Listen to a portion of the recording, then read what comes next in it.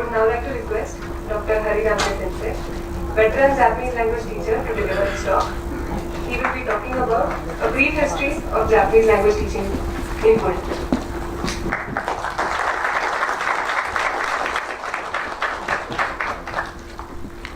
I am going to tell about the history of Japanese language teaching in Pune. But it is just a recollection from my memory, and it is based upon my experience and observation while I was learning and teaching Japanese language. Therefore, there may be some missing links, obviously, and it may be to some extent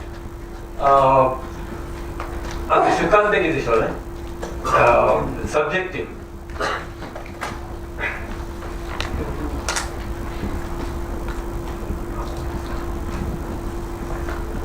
First, let us see what are the milestones in the history of Japanese language.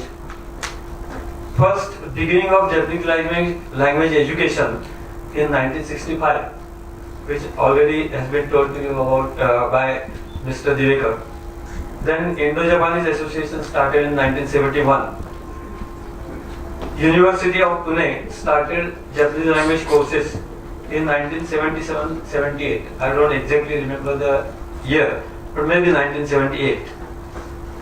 Next step was Tilak Maharashtra University with TMV started Japanese language courses, certificate diploma and advanced diploma in 2004. And then Tilak Maharashtra Vidyapit again upgraded the courses to BA and MA courses in Japanese.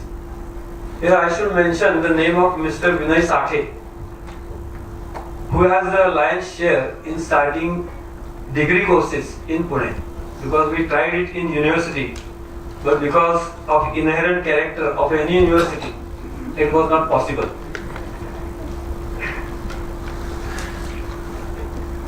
This is a photograph which I got from Prashant Pardeshi Sensei.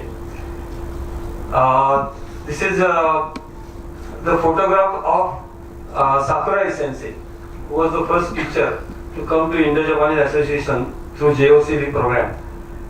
I have only heard about her because I was not there as a student that time. Vivek Gokhale-san, who is present here, he was a student, and I heard something about her from him. Pardeshi Sensei will elaborate about this photograph later in his presentation, I think.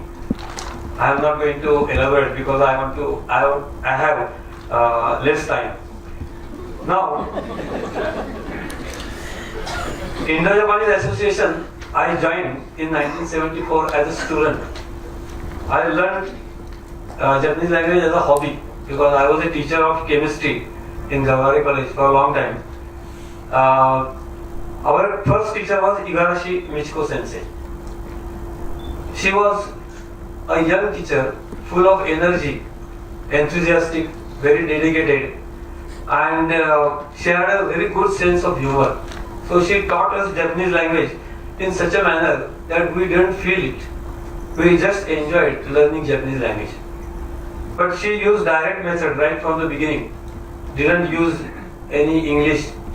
So first there were 40 students, and after 2 years, at the end of 2 years, they reduced to about 5 or 6.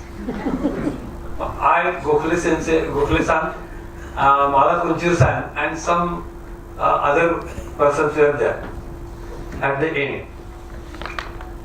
Then first she taught us by direct method, and the book we used was Naganuma's Japanese Reader, which we called as Akaihon. I will show you a picture of that later. Then she taught us Hiragana, Katakana, and then she gave us 2 books, Nihongo Dokuhon Part Ichi and Part Ni, Part 1 and Part 2. Both were in total Japanese, no English. Naganuma's book was completely in Romaji, Roman script. And these books were very good. I have their copies. And they covered cultural aspects, then some stories, and Japanese lifestyle and so on. She also used cyclostand notes and Naganuma's kanji book. After this is a picture of basic Japanese course. This lesson is divided in 3 parts. For part A is the main text, part B is bunke, that is grammatical patterns in that lesson, and part C is conversational Japanese, some expressions. These are this is cyclostyle material which we used to get. And you can see the picture of Nihongo, Dokon, Ichi and Ni. And below that you can see the Naganoma's kanji book, Kanji Cho. Then after Igarashi sensei went back, Nakada Michiko sensei came here to teach us. Afterwards she got married here and settled in Pune. And she is the source of inspiration and guidance for us, because we didn't know how to learn Japanese, we didn't know how to teach Japanese.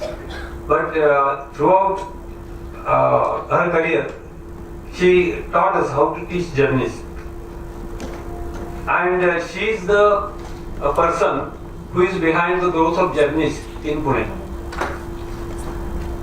She continued more or less the same pattern of Igarashi sensei, because there was no many textbooks. She used notes for introducing cultural aspects of Japan and conducted classes even when there was a single student in the class. I had that experience because one time I was the only student present. I thought that she will ask me to go home, but no. She continuously taught me for 90 minutes, and afterwards I was exhausted completely because I didn't have that much patience to hear Japanese for so many, for 90 minutes at a stage. Her dedication and guidance and hard work brought Japanese language education in Pune to this present state.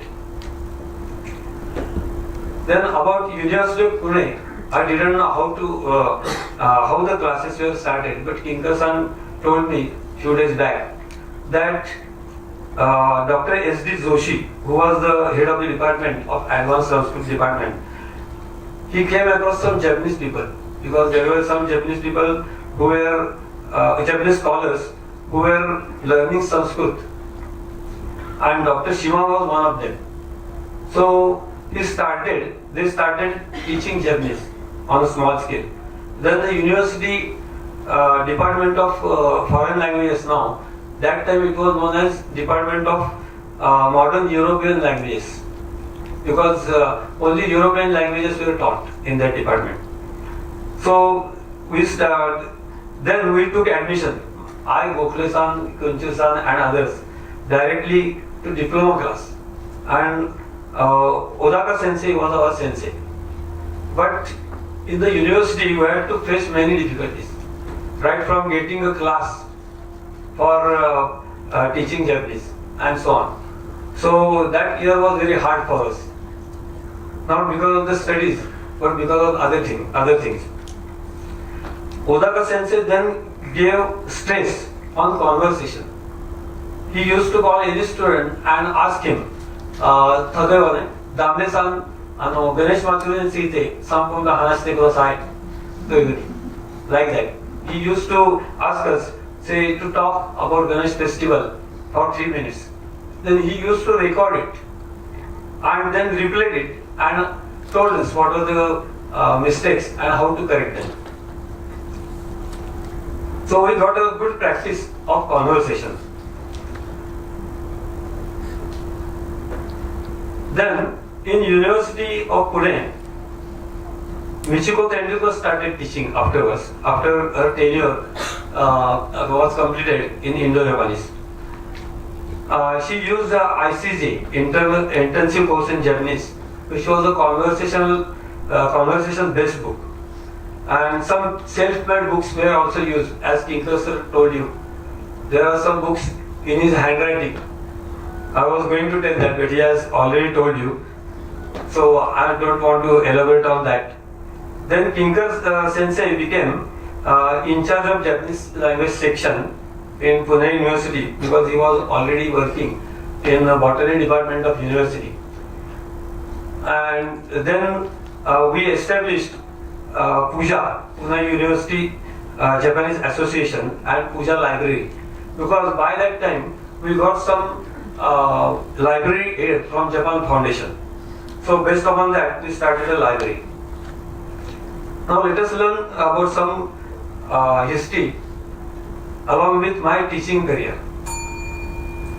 I joined Indo-Japanese Association as a teacher in 1983 when I came back from Japan after postdoctoral research of 14 months in Kyoto University.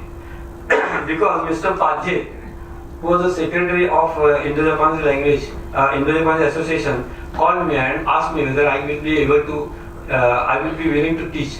I immediately said I will teach. My knowledge was limited.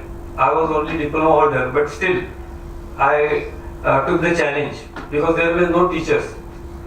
Along with me there were Miss Gangal, Mrs. Ranade and Miss Massey. They were also teachers there. I was getting rupees 15 for 90 minutes session.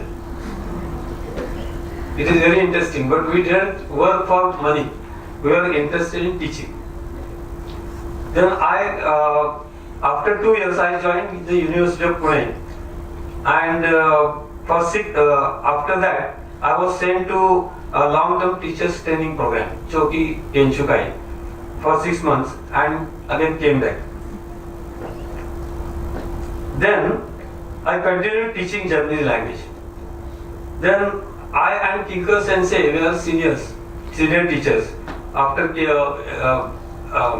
Tendulkar Sensei left. So we conducted many activities. Speech contest, cultural exhibition, house journal, Sakura was published at that time by the students. And afterwards we started JLPT. I was the first president of Japanese Language Teachers Association and founder member, because that was a need for conducting JLPT here. And for JLPT, Govind Damle Sensei, there is a spelling mistake, H. Nakajiman, consul from Mumbai Consulate, and Michiko Tendulkar, they convinced Japan Foundation that the number of students going here from Delhi for JLPT is very large, and therefore we should start it here. Then I was associated with JLPT for 13 years, and then I got fed up of that, conducting examination for every year. These are the activities. Now I will show you some pictures. Before that, these are the persons making contribution to Japanese education by writing books. Mr. D.D. Gangal, who wrote Japani Bol Bhasha, spoken Japanese, in 1950. Here it is written 1935, but his son told me just some time back that it was around 1950. I saw its edition of 1975, which was assisted by Mr. Vivek Gokhale. Then Kinker-san already told you that he has written his books. Mr. A.B. Soman, many of may not be knowing him, he has written as many as 4 books. One is Japanese dictionary, one is grammar book, one is conversation book. I have not mentioned it here. And one is Kanji Pothi, he called it. Just like Pothi of Guru Charitra or Gajanan Maharaj, something like that. It is very interesting. And the last book is the dictionary, which is going to be published today. This is a picture of Japani Bol Bhasha, written by Mr. D.D. Gangal. This is Kinker's book. Then Japani grammar and 108 bunge. Then Japani Marathi dictionary, written already by Mr. Soman. And this is the last, at the right bottom, this is a picture of our dictionary. So, there are some turning points about. Okay, I will stop here. Japanese language teachers, Japanese JLPT was the turning point in which gave an impetus to Japanese language studies in Maharashtra and southern part of India. Because when this examination started here, many people from South India we found it convenient to come to Pune for this examination rather than to go to Delhi. And therefore, it gave an impetus to Japanese language education in South India. Thank you very much.